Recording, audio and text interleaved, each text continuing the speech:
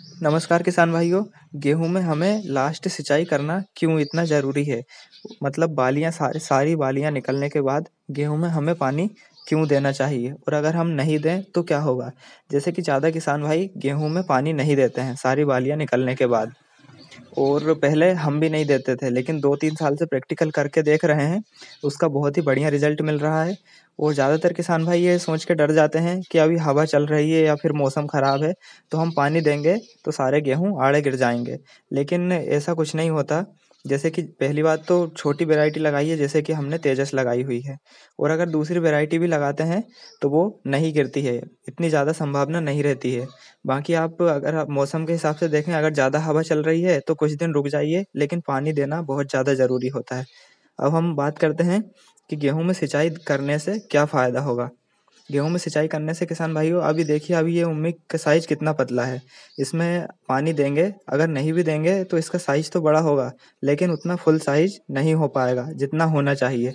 और अभी गर्मी भी तेज़ हो रही है, एकदम से दिन ब दिन धूप तेज़ होती जा रही है, तो जो दाना है वो अपना पूरा साइज़ नहीं ले पाएगा और एकदम से सिकुड़ जाएगा, जिससे हमारे उत्पादन पर बहुत ज़्यादा फ़र्क पड़ेगा।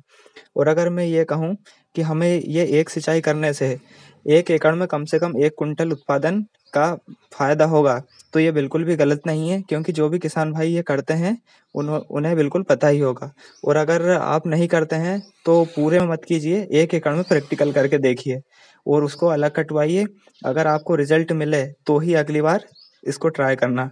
वैसे अगर ज़्यादा लंबी वैरायटी है, जैसे डीबीडब्ल्यू की 303 है, इसकी हाइट बहुत ज़्यादा होती है।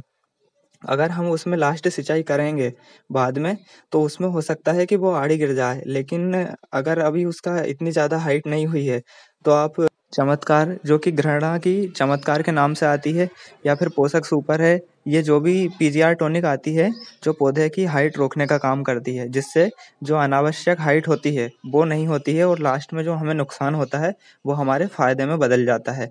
लेकिन जो छोटी वैरायटी है, उनमें हमें पीजीआर का करने का कोई फ़ायदा नहीं होता है, क्योंकि वैसे ही तो उसकी हाइट कम है और हम कर देंगे तो वो और ज़्यादा छोटी हो जाएगी, इससे नुकसान हो जाता है। और कुछ किसान भाई चने में भी इन पीजीआर टॉनिक का स्प्रे कर देते हैं, जिससे कि बहुत ज़्यादा नुकसान हो जाता है। ऊपर से पता नहीं चना कैसा-कैसा होने लगता है, जिससे काफ़ी नुकसान देखने को मिलता है। तो चने में तो हमें इसका यूज़ नहीं करना चाहिए। बाकी गेहूँ भी जो लंबी वैरायटी है, उसमें आप इसका यूज़ कर सकते हैं। और जो भी किसान भाई गेहूँ की कटाई के बाद मूँग बोते हैं, उनके लिए इसमें बहुत ज़्यादा फ़ायदा होता है, क्योंकि जो मूँग बोते हैं उसमें हम मूँग बोनी करने के बाद सिंचाई करते हैं, जिसमें बहुत ज़्यादा पानी लगता है। और जिनको पानी की दिक्कत है या फिर पानी की दिक्कत नहीं भी हो, तो भी ज़मीन बहुत ज़्यादा पानी पीती है, जिससे हम थोड़ा-सा लेट हो सकते हैं।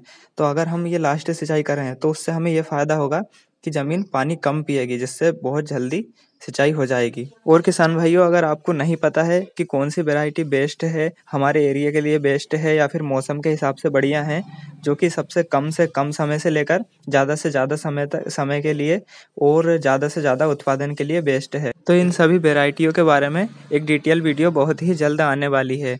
उस वीडियो को देखने के लिए और हमारे द्वारा दी हुई जानकारी आपको अच्छी लगी हो, तो हमारे चैनल को सब्सक्राइब ज़रूर करें। धन्यवाद।